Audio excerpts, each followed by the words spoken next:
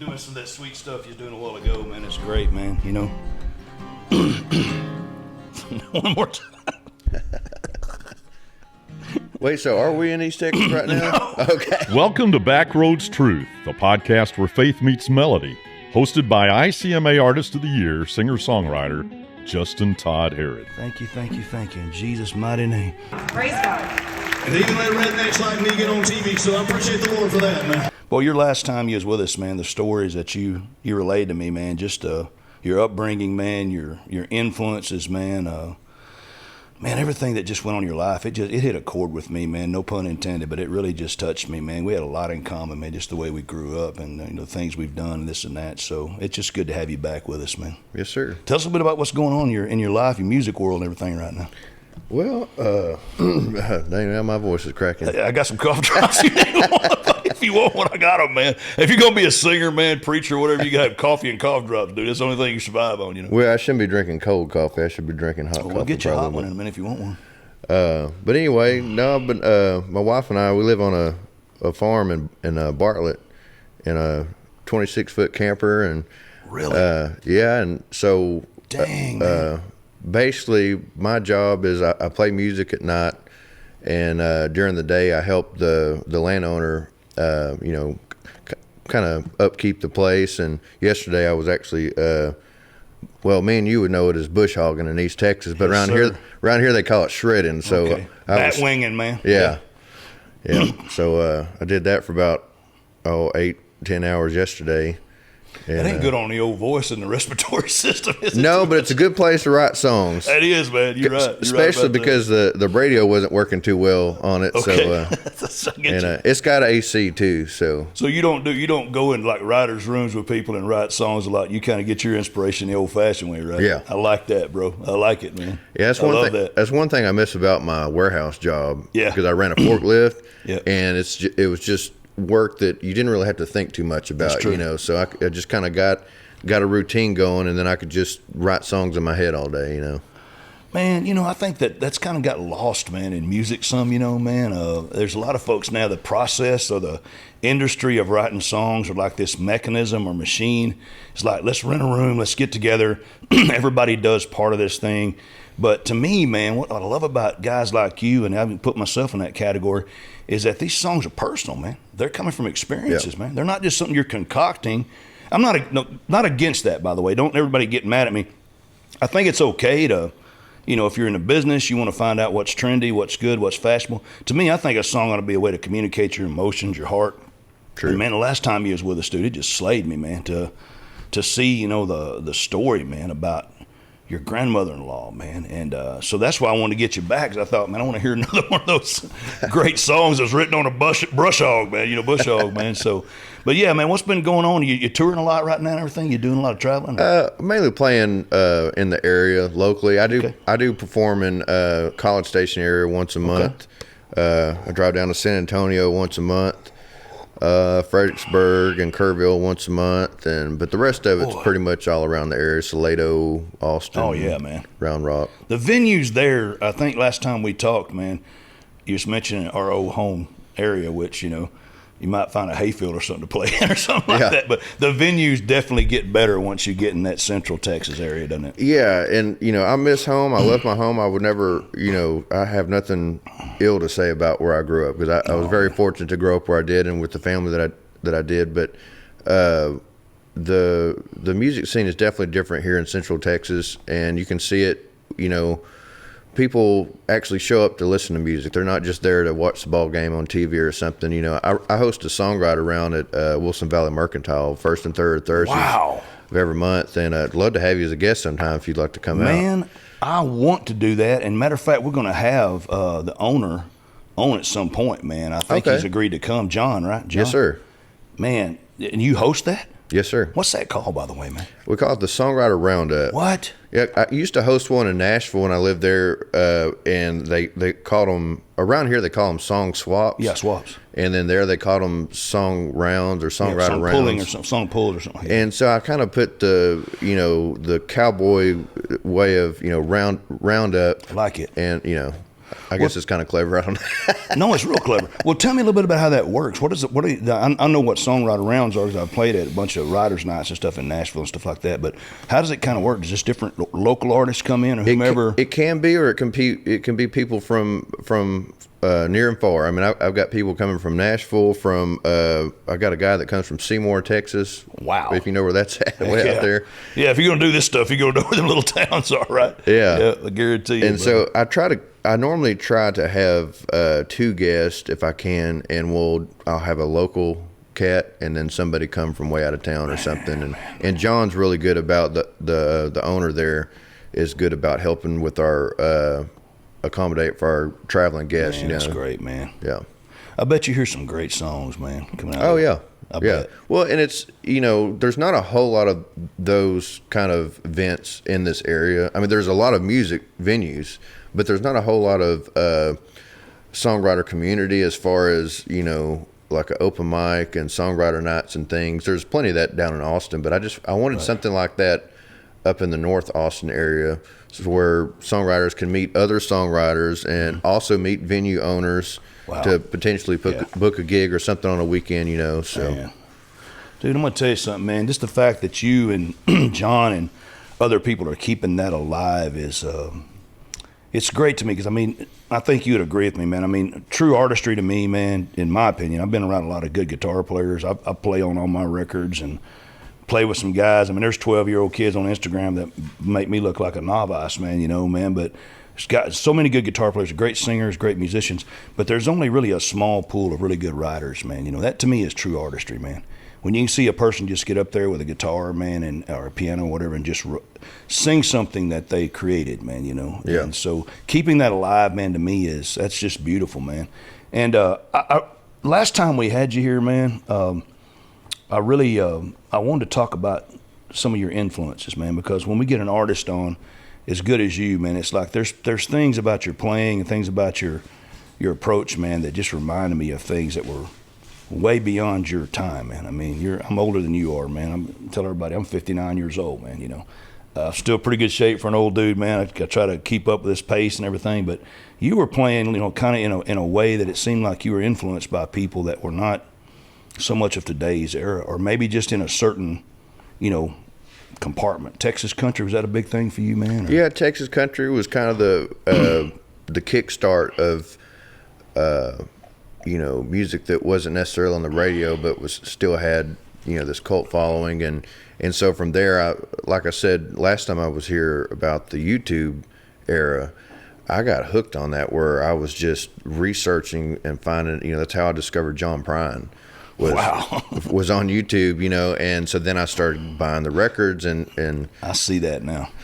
Yeah, I'm a big fan of because and not only his style and his picking, but he also, a lot of people think of him as like this political singer-songwriter, like a Bob Dylan kind of a nigga. Yeah, but he really wasn't. He sang a lot about his home and where he grew up and things, and so, which to me is country music. They call it Americana and folk, and you can call it whatever you want to, but to me that's rural music. Oh, dude, yeah, it is, man. And again, not to hit or harp on like what's on top 40 and let's do it. well, because I've got friends that that's what they do for a living, is they sit in a room at 8 o'clock in the morning and they write that stuff. Me too. I'm not going to hate on them, but it's not my thing. It does that because that music doesn't reflect rural.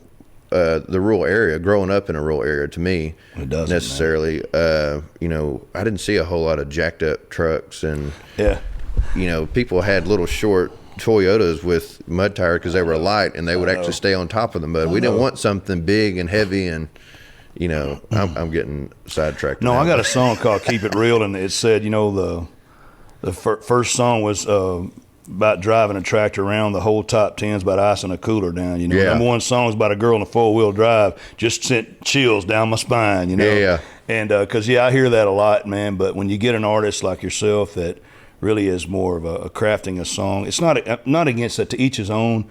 I'm just really more about what the song. You can get a halfway decent song and produce the snot out of it and make it something and market the snot out of it and make it a hit. But you can get a great song, go out there with a guitar and make somebody cry, man. And Yeah. that to me is artistry, bro. That's artistry to me, man. Well, and that's what keeps me doing it, to be There you honest. go. I mean, not just making people cry, but just seeing people either laugh or just Yeah. something you can see emotionally change. Absolutely, bro. The song I played last time I was here, the Myra song, I Yeah. played that for the first time at a biker bar. And or no, it wasn't a biker bar, excuse me, it was a cigar lounge, but there was bikers in there. Yeah. And this one biker, big dude, much bigger than me, and I'm 6'2". Right. He sat down right in front of me, had a big old mug of beer and a cigar, and I start playing this song. And I normally play with my eyes closed. I don't know why, but I just have always done that. And when I opened my eyes towards the end of the song, he was full of tears, and he actually tabbed out and left. And and I was at the point, which I'm sure you've been at this point too, where you just want to give up as on anything, not just music. But for me, it's always, I need to get a real job. I need to make real money. I need hear to you, quit. man. And I was at that point again. And then I saw that, and I was like, well, maybe I've got something here. If I can make this tough guy, break down and have to tab out and leave. I mean, not that that's my goal to make people cry and upset, but it showed me that maybe I've got something to give, something to offer. Man, I love your philosophy, man. I mean, it's not your goal to make them cry, but it's your goal to touch the soul. I mean, Yeah. Here's the thing I always tell people, man, is we're three-part, man. We're body, soul, spirit. We have a body, we have a soul, which is your mind, will, your emotions, your personality. Then we have the spirit. On Backroads Truth, we talk about the spirit all the time. It's just part of what we do. But before you reach that spiritual part of it, man, you're reaching the emotions, the soul. That's why we call it soul music or soul food or whatever, And the word actually is suke. We get our English word psycho or psychotic because it deals with the mind, the intellect, the emotions, etc. So I remember many times, brother, man, going out into a prison yard, with 500 inmates, most of them of color, and I'm a guy out there with a ball cap on with an acoustic, and I'm thinking, man, dude, these guys are hip hop people. They're this and that, urban people, and I'm from the piney woods of East Texas, and I'm so intimidated. What do? I just get up there and close my eyes and start singing one of the songs that I wrote, and I'd look out there and see this 450-pound, man, African American man that can bench, 700 pounds, and tears rolling down his cheeks. So it proves to me that what you're doing and what we're talking about is really the essence, man, of it's not what drives you, it's not what your goal is, but in some ways you're achieving a great goal by doing that. Yeah. Because chances are that guy that tabbed out, you touched something by what you wrote that's going to connect him with something deeper in himself, hopefully. If music don't do that to me, I'm sorry, it's really not good music to me, man. It's just the way I look at things. And that's not all. You want to have good moments and fun moments, but I think those special moments for a writer is when you do engage the emotions. That's my thinking. I'm very fortunate. My wife enjoys that kind of music too, because Golly. a good time to us is sitting around listening to some pretty heart-wrenching records. Wow. Really? We listen to, you ever listen to Jason Isbell? All the time, man. He's got that song. Great songwriter, bro. Oh, great man. guitar player too. He's got that song called Elephant. Elephant, dude. And That's a reaction song, brother. yes, It's deep. yes. But let's clarify too that as far as the reaction song, I don't want to purposely. There's some of those. What do you call it? Like not a tearjerker, but they're pandering for. You know what I'm talking about? There's those two. No, I know. There's those two, and it's like I want to make sure and keep myself separate from that. Well, I don't see that in you, and I don't see it in a lot of guys that are true to their craft. Because pandering would be, you're trying to fish in for either political, Yes. whatever these religious or cultural things, norms. That song in particular has got a dark side that really has a bright side to Oh, it. yeah. You think about And it's what very it really deep- talks. The very elephant, detailed. It is very detailed. Yeah. To me, here's the conundrum, man. If I can use that word, just here's the thing. When you take that step to say I'm going to write stuff at that level, you're going to risk either losing a lot of people because some people are not going to get it. They're not going to take the time to get it. I always look at music in three levels. You've got, and this is maybe a bad observation. We're just free falling here today, which I like. I look at it like there's some people that music is just something that's turned on because it's filling up empty space, and they're just like, they're talking about the game, the weather, and their music's back there just so silence is not presence. Then there's this big wave of people that I like the beat, I like the energy, I like the sound, I like the sonic appeal of it. Then there's this little small wave of people out here that are really listening to lyrics and they're listening to meaning and intent. Yeah. Those are a minority, man, you know what I mean? Yeah. And that's where I'd see a song like that, but you have to be careful in the pandering deal that you're not, trying to sneak something on somebody just because you can do it, Yeah. But that's real artistry to me. That's just writing something that is clever, it's deep, but yet the meaning is going to be not only universal, but it does have an intent. And the intent to me is always either going to be, how can I move somebody emotionally, man? Yeah. Whether it's happy, sad, reminiscent, whatever. And that's a great example of him. He does that well, Yes. And I think you got a lot of that in you, man, so. I hope so. Well, I know you told me you had a song that is going to prove that to us right now as we get ready to listen to another song from an amazing artist, man, that I've grown to really respect. And the second time he's with us, ain't going to be the last time, I can tell you that. But he told me about a song called Pear and Beam, right? Yes, sir. Well, can you show it to us right quick? Yeah. Love to hear it, man. It's about a river house my dad built for me and my wife. And I just want to say before I play this, my dad is still with us.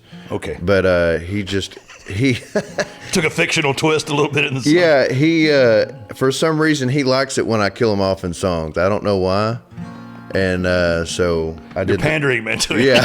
That's what's going on, man. I just preached against this. There you go. That's all right, man.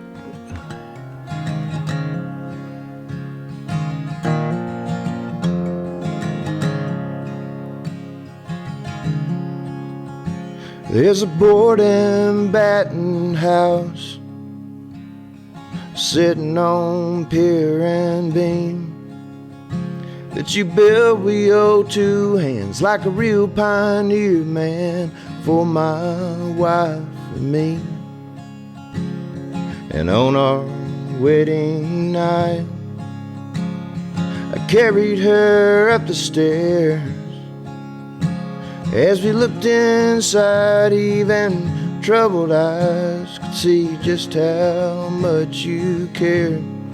Well, I never said it to you, and you never said it to me, but that four-letter word's on every nailing board sitting on Pear and Beam.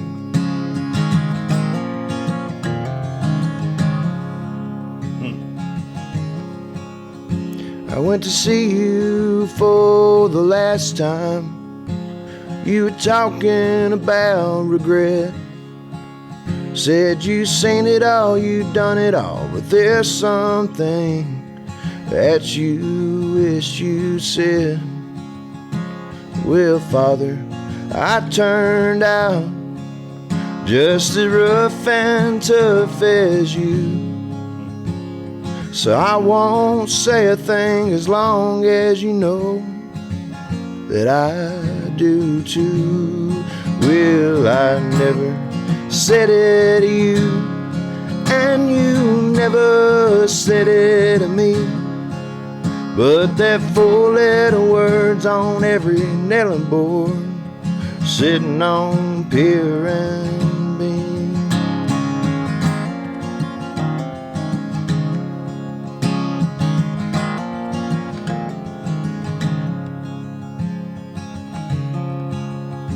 Said the Appaloosas bite when the dogwood starts to bloom.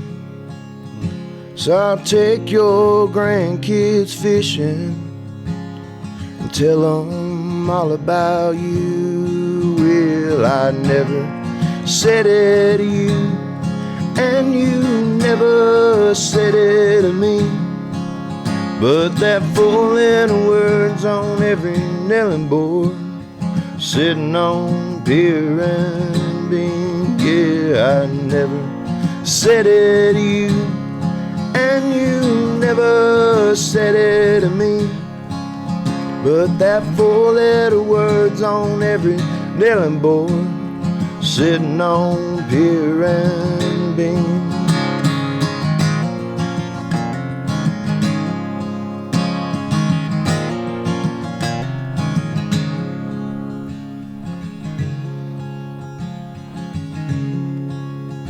There's a board and batten house sitting on Pear and Beam that you built with your two hands like a real pioneer, man, for my wife and me. Dude, you got a new fan after today, brother. That's like, did you listen to a lot of Robert Earl Keen, man? Was that a big influence? I did a little bit, yeah. I see a little bit of that Yeah. storytelling stuff in there, man, you know. Dude, that's, we've had a lot of guests here, man. This is one of my favorite ones, man, just because I like the way you think, man. That's connecting dots, man, in a really great way. I mean that. It's connecting a lot of dots. The hook's there, keeps coming. And, man, foundation, man. Good Lord. Listen, man. I always introduce myself as the Backroads Troubadour. We're going to make it Troubadours today because that's troubadourism right there. That's being able to be a minstrel that takes a guitar and gives a message out. And if you don't get the messages, let me tell you what, if I had to do a little summary, it's about foundations, man. Foundations. That four-letter word is right there nailed on a strong foundation that was built proverbially in this song by his father, his own two hard-working hands to represent.